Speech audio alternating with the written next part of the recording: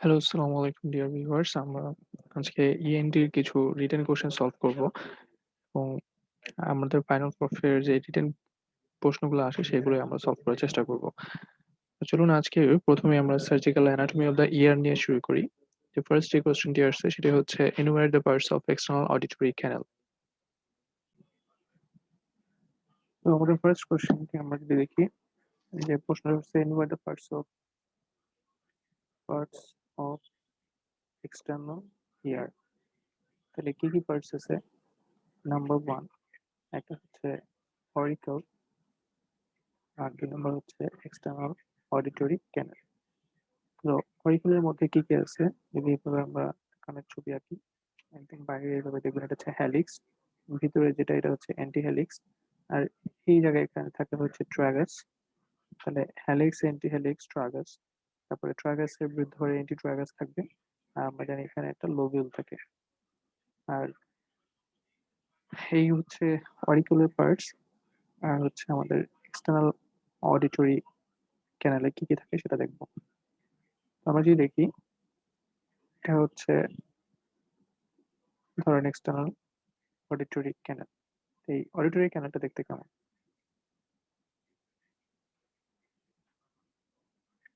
এই যে এরকম থাকে।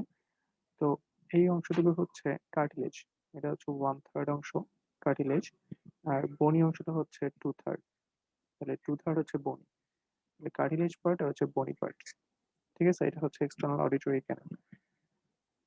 তো এটা হচ্ছে আহ, এই কোশ্চেনের আছে।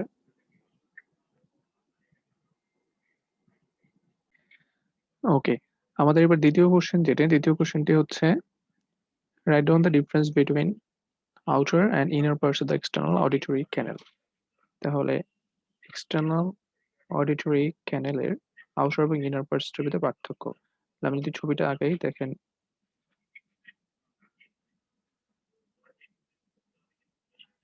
এই যে এরকম থাকে কিছুটা এক্সটার্নাল অডিটরি ক্যানেলটা। তো এই অংশটুকু হচ্ছে আউটার, এটা হচ্ছে 1/3, আর এই অংশটুকু হচ্ছে 2/3।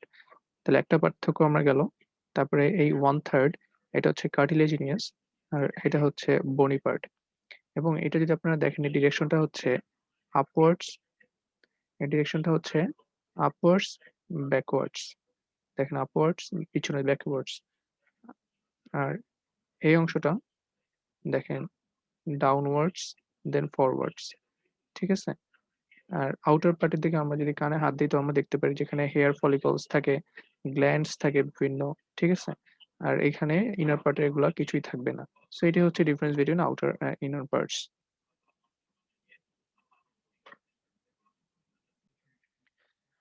এরপরে আমাদের যে জিনিসটা আছে সেটা হচ্ছে অটালজিয়া। তাহলে what do you mean by otalgia? Pain in the ear, either due to locally in the ear or referred to it from remote areas, is called the otalgia. অর্থাৎ অন্য কোথাও থেকে এই পেইনটা এখানে আসতেছে কানে। সো আমরা এখন যেটা পড়তেছি এটা হচ্ছে অটালজিয়া, অর্থাৎ ইয়ার পেইন। ঠিক আছে।